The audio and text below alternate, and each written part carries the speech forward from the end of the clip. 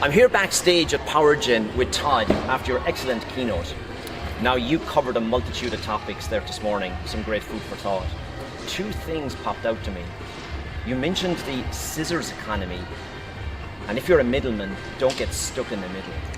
What's your guidance for energy companies about don't be in the middle? Well, look, we're all middle people in some way, and that's not a death sentence. Amazon is now among the most powerful companies in the world, and they are directly in the middle. It's just that they've been stealing market share from just about every other middle player, and they've been doing it through greater efficiency and extraordinary innovation.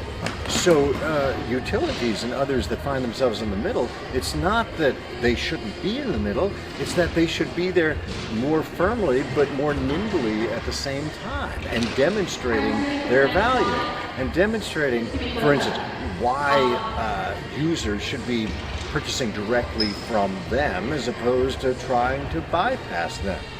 And the answer to that question may have to do with more flexibility or more reliability. But they've got to make it clear what it is they're doing such that they deserve a piece of the action in the middle. You also mentioned, if I may just to follow on, you mentioned about the what consumers are consuming and buying, certainly here in the US, is changing. So that there's less of the cars and the big ticket items, it's more of the consumables and experiences. Do you think people see energy as, I wouldn't say an experience, but is it just something I need, or is it becoming more differentiable? Well, I think they see that as something they need in order to pursue other things, and whether that's playing video games, which watching the Super Bowl, whatever. Right, and let's we can joke about video games, but video games are essentially taking over the world. Sony is going to be releasing the new Spider-Man movie. And it will be a blockbuster, but it will do half as much business as the Spider-Man video game. When you look at electric cars and Teslas and the like, the question of the electricity is important, and I think for many millennials who are concerned about the environment, there is the question, okay, where is the electricity coming from? I feel good about buying my electric car, but I want to feel as if it's being charged with power that has come from a renewable resource. So, these are the sorts of issues that make things a little bit more complicated than merely plugging something into the wall. No, agreed. I was at a conference in Europe some weeks back, and somebody was making the point that, hey, all of you who are out playing Fortnite, where does your electricity come to enjoy that experience? And he was using that angle that energy is a fundamental building block. Absolutely. Now, the other thing you had a unique take on, in this industry, there is a aging workforce and a huge amount of experience in the existing workforce.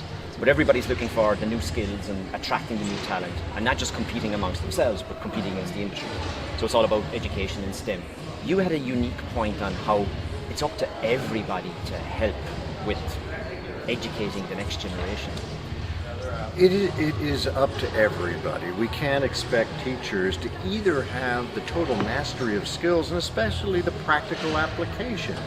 Yeah, it's one thing to be a skillful chemistry teacher or calculus teacher in a school, but it's unlikely that teacher will have had the experience in industry so that the students can figure out, okay, if I learn this and if I get A's, what can I do with it? Right. And that's where people in industry need to be involved, and they need to mentor, and they need to volunteer, and this should begin very early, whether it's when the children are 6 or when they're 16 or 26. And I think to have so much knowledge and so much experience that is idle when it can be used to educate children is a missed opportunity.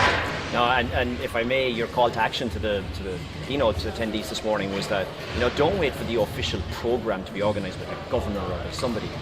Walk into the school, the kids' school, knock on the door of the teacher and go, how can I help?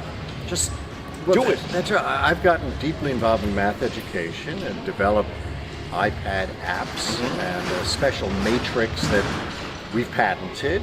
And it started because I knocked on the 3rd grade teacher of one of my kids, and I said, hey, can I correct some papers so that you can spend more time with the students that needed extra help? Right. Now, I wasn't a professional 3rd grade teacher, so I didn't feel as if I would be as good as the teacher at sitting down with them, but if I could free up some of her time, that was the contribution that I could make. Wow, thank you very much. Hey, I wish you well. Thank you. Good to be with you. Thank you. Thank you.